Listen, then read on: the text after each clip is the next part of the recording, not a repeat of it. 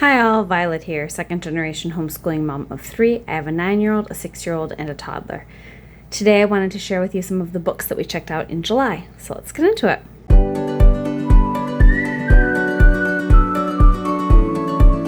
So this first book is The Art Treasure Hunt, I Spy with My Little Eye, and this is things to find in famous paintings essentially. So it's combining search and find with some picture study. I really like checking out books like this, especially in the summer, because we're not doing our regular art program. We are doing some art, but I feel like it's a good chance to kind of dive more deeply into books like that because we're spending less time on school. This next book is called Look What I Found at the Beach, and it's all about different nature treasures you can find, and it's also a search and find book. So there's a whole series of these. I really, really like them, and my kids like doing them too. This next book is called Sky Tree. It's part of the Seeing Science Through Art series, which as far as I can tell is only comprised of this book, but I thought this was really cool. Each painting is paired with a little kind of sentence about the painting and then a question that's sort of science or weather focused, and then there are actually answers in the back. What specifically in the painting is telling you why the season's changing, what temperature it is, stuff like that. So my kids thought that this was moderately fun. They did it all with me. So I enjoyed doing it a lot. This next book I checked out for 4th of July. Her name was Mary Catherine, the only woman whose name is on the Declaration of Independence, and she printed the Declaration of Independence. So it's at the very bottom, printed by Mary Catherine. So this is just a cool story. My kids watched Liberty's Kids last year. It went along with what my daughter was learning in history, so they know a little bit about the American Revolution already, so that was a cool story to add. This next book is called How Do You Eat Color? And it's just little rhymes going through all the different foods you can eat and kind of reinforcing the idea of eating a rainbow of foods, which some of my kids struggle with. This next book is called Soy Sauce, and it's all about making soy sauce and how different countries make it slightly differently. So I thought this was really cool. You can see there's a variety of foods on the table from different countries, and then in the back it goes a little bit more into some differences between different kinds of soy sauces and a little bit more about the process of making soy sauce. So I thought this book was really cool. This next book my son checked out for my toddler because he really liked this book when he was little and he wanted to read it to her, so he did. It was really, really cute. But this is 10 black dots, and each page is exploring the dots, and then you're counting up to 10 eventually. And then I checked out for my older kids this Circumference and the Round Table series, and it's all about different math concepts. This first one is about creating the round table, and it introduces math vocabulary like diameter, circumference, things like that. You can see there's a ton. Actually, only some of these are the circumference books, but there's a ton of the circumference books. So they tackle all sorts of math concepts in a kind of fun and lighthearted way. This next book is a wordless book, Flashlight. I always like checking out wordless books like this and then having my kids kind of narrate what's going on to me. This one's especially cool because you're focusing on what he's illuminating with his flashlight, but there are all these little peekaboo windows that highlight things you might have missed that aren't necessarily in the light of the flashlights. Little mice, and yeah, I just thought this book was really cool. This next book is part of a series, Tingalo, and it's a series of illustrated songs. So there's the CD with the song in the back, and then they just have the words to the song with illustrations. This particular song is from the Caribbean, and so the illustrations reflect that, and then they've got music and then the lyrics in the back. I remember learning this song when I was little, so I liked going through that with my kids. This next book is called I Am a Cat, and this little house cat meets a lion, a tiger, a cheetah, a couple of other big cats, and says that he's a cat too. And so this book is about them comparing their similarities and deciding that they are in fact all cats. So this is cool, and it also encourages a little bit of observation and examination when you're looking at animals. In keeping with the cat theme, this book is called I Have 3 Cats, and it's about this girl who has 3 cats, and then there's a stray who keeps coming, and so she tries really hard not to adopt the stray cat, but at the end she has 4 cats. So this is a really cute book. This next book is a celebration of reading. It's just a very short, well, there's very few words on each page, just little rhyming couplets, all about different kinds of books and all the adventures you can have if you read, which none of my kids need encouragement to read, but they enjoyed reading this book. This next book is called John's Turn, and it's about this boy who takes dance lessons and then performs in front of his whole school. So we check this out periodically. My son did dance lessons for a bit and then stopped just because he didn't like them, but I do like checking this book out periodically to remind my kids that just because my daughter's dance class is entirely girls doesn't mean that only girls can dance. This next book is called What If, and it's this girl who's imagining all the art she can make, but then what if her pencil disappeared? She could still use leaves to make art. She could still do this and that with art. She could use her body to make art. And if she had nothing, she could use her imagination. So I thought this book was really cool, and the illustrations are really nice. So this next book is called The Wild Robot on the Island. It's the picture book version of The Wild Robot. My kids have now read all 3 Wild Robot books, and so they really wanted to check this out and see how it compared. We've also seen the movie, so they liked this. This was a fun chance to revisit Wild Robot. Okay, the next few books I have are more kind of nonfiction type books. These books are both from the Big Questions Answered series, which we use several of them in our little dinosaur unit. But this one's called Can Predicting the Weather Save Lives? So it's all about meteorology. My kids really like these Big Questions Answered books. And then this one's Can Oceans Breathe? All about oceanography. My son particularly enjoyed this one.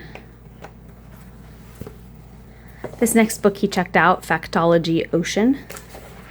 So it's just different facts all about various ocean things. He appreciated that they had real pictures in addition to the illustrations. So there was a lot in this book. So that was cool. This next book he also really wanted to check out. I'm pretty sure we've checked this out before because I remember him reading it before, but he's been reading this to himself. Oh, sorry, it's called The Ocean, Exploring Our Blue Planet. And it's just all about different things you can find in the ocean. It has this kind of sketchy art style and then little paragraphs about each thing. So it's a good amount for him it's a good amount of nonfiction for him to read because it's enough that he feels like he's learning something without it being overwhelming. I think that's why he likes this book so much. This next book I checked out because I thought my son might like it and I knew my daughter would like it. Lore of the Deep, Folklore and Wisdom from the Watery Wilds. I will say there isn't actually much folklore from super deep in the ocean. A lot of it takes place on the surface for obvious reasons, but it was still a cool exploration of various ocean-related myths and folklore and deities and things like that. I did not end up reading this to my kids. Actually, my daughter read it out loud to my son, like the parts that she thought he would find interesting. So that was nice.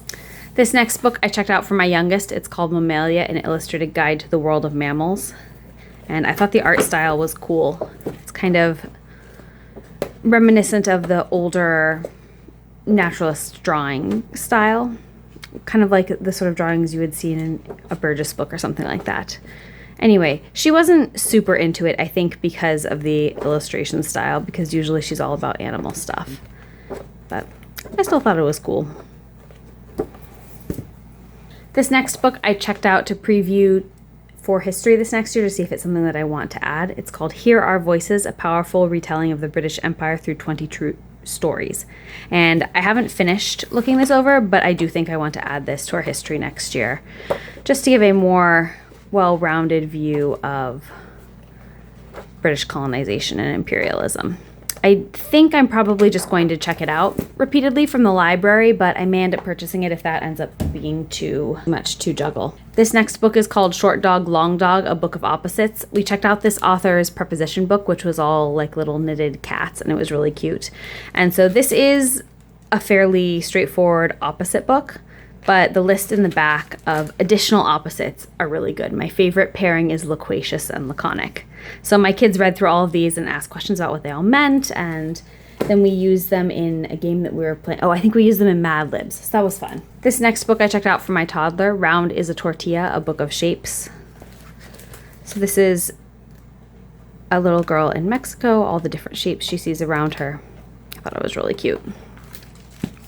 Similarly, I checked out Color Zoo for my toddler, although all of my kids enjoyed this. This takes different shapes and builds animals with them. So tiger, mouse, fox, and they're all in sets of 3. And then it also goes through what each of the shapes are. So that was fun. The next thing I have is not a library book, but actually a catalog. I've ordered some instruments from West Music before, and so they sent me this school catalog this year.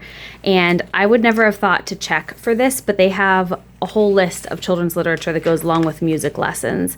So ones directly related to music, social emotional ones, illustrated songs, fairy tales and folk tales that you might want to bring into your lessons, movement stories, musical stories. They've got rhythm stories. I just thought that was a really cool resource that I would not have thought to look at if I hadn't been mailed this catalog. Okay, the next stack of books that I have to share are my son's books, and they are all dragon related pretty much right now because he's really into dragons. He read all of the Dragon Masters series, all 28 of them that are currently available at our library, and he also read the Dragon Kingdom of Renly graphic novels, so he's searching for more dragon books. So he saw this at our library, If I Had a Dragon. This is just a kid who's imagining all the things that they could do if they had a pet dragon. And then we also got this Dragon Dreams. This is a kid who slips into a dream about dragons and meets kids from all around the world, and so she meets dragons from all around the world. And then the back has a little more information about each of the kinds of dragons. So I thought this was really cool because the books that my son have read have mostly focused on Western dragons, although he has read some of Grace Lynn's books with us, which feature Chinese dragons. This next book is called Kitty and Dragon. It's an epic book, and it's pretty heavily illustrated. So he liked this okay.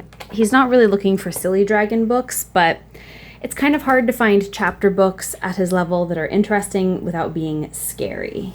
I also checked out these dragon books, Dave Pilkey dragon books, that are part of the Scholastic Acorns line, which is the books that are below the Branches series in difficulty, and he just thought this was silly. So he did read these, but I don't think he particularly enjoyed them. Checked out Henry Heckelbeck Gets a Dragon for him, and again, he said it was okay, but he really wants something that's like Dragon Masters with all the different kinds of dragons and all the different like powers that they have and stuff, and that just isn't super common in a form that isn't also scary. Like, my daughter read Wings of Fire, and my son looked at them and decided they were too scary for him, which is totally fine. I don't want him to read things he's not ready for, but I'm also having a hard time finding dragon stuff that he is excited about reading and isn't too scary. Anyway, I also checked out this Zoe and Sassafras Dragons and Marshmallows book for him. He has not read this one yet, but we'll see what he thinks of it. I really like these books. I think they're cute. They're very repetitive to read out loud, though. I remember abbreviating a lot when I read them out loud to my daughter. I checked out this Dragon Storm series for him. They're redoing the covers to be cartoony. The old covers are not great, but this is a little bit closer to Dragon Masters. He hasn't read them yet, but I'm hopeful that these will be closer to what he's looking for. We just got the 5th one, and we're waiting for the rest of the ones in the series from the library. Because he liked the Dragon Kingdom of Renly books, I was hoping that he would be willing to read the Kingdom of Renly books. There is a dragon in the second one, but he hasn't wanted to pick them up. I think he started reading the first story in here and told me it was boring, which my daughter also thought that these Kingdom of Renly books were super boring, and she also didn't make it past the first one. So I don't know. They don't work for us, I guess. I checked out this How to Train Your Dragon school book for my son. It's a new How to Train Your Dragon series, and I think he's a little bit intimidated by how long this one is because he's been asking my husband to read it out loud to him instead of reading it himself, which is also fine. My husband's willing to do that. He does nighttime stories with the kids. I checked out this Dinosaur Club book because my son also really likes dinosaurs, so I was hoping that that might be an acceptable substitute. And he read this, but he did not want me to check out any of the rest of the books in this series, so I guess it was just okay. Same thing with this Secret Explorers series. My daughter really liked this series. My son read this one, and for this one he said that he would be interested in reading the rest of them later, but he wants to read dragon books right now. So we'll see. I guess if he gets bored enough with all the subpar dragon books I find him, maybe he'll read Secret Explorers. And then my kids also got this Magical Bite-Size Builds Minecraft book from the library. There's a whole series of these bite-size build books. This one's the newest. We've had it on hold for a while waiting for it to be published. So it's just more things you can build in Minecraft. My kids were poring over it, deciding which ones they wanted to build. My daughter right now is working through this book, Codes, Ciphers, and Secret Writing by Martin Gardner. She's gotten interested in codes recently, so she's been reading this and then writing her own codes and trying to get the rest of us to see if we can crack them. My daughter also checked out several of these Horrible Histories books from our library. One of her friends introduced them to her, and I'm happy that she's reading something history related because that's usually not her preferred reading area. So it's nice that she's expanding her reading genres a little bit. Our library doesn't have a ton of them, so I'm probably going to have to try to buy them if she gets really into them, but she's read a few of them and enjoyed them so far. I will say that I think they're more aimed at like the kind of upper elementary, early middle school age. And despite the fact that they're marketed as horrible histories, I think they're more funny, like snot and boogers kind of humor than anything that's truly gruesome or gross. Still probably not a good fit if your child is really sensitive, but in general, my daughter has found them funny and not scary. And then this last book is An Immense World. This is the Young Readers Edition, and I really like this book. It goes through different senses and how the way we perceive senses is different from the way animals perceive different things. So, for example, they go through smells and tastes and how our ability to smell and taste is different from different animals. Light, how we see, how we perceive color. I just think this book is really cool. So I'm going to add this to my wish list, and I will eventually purchase it once we've read through the other science books I have on my science bookshelf. This probably will eventually make its way into our morning basket because I really, really like this. All right, that is everything I have to share with you today. I hope you found that helpful. As always, I will link everything in the description box below. I am an Amazon and a bookshop affiliate, so if you click on one of those links and make a purchase, I do receive a small commission. Thank you for watching.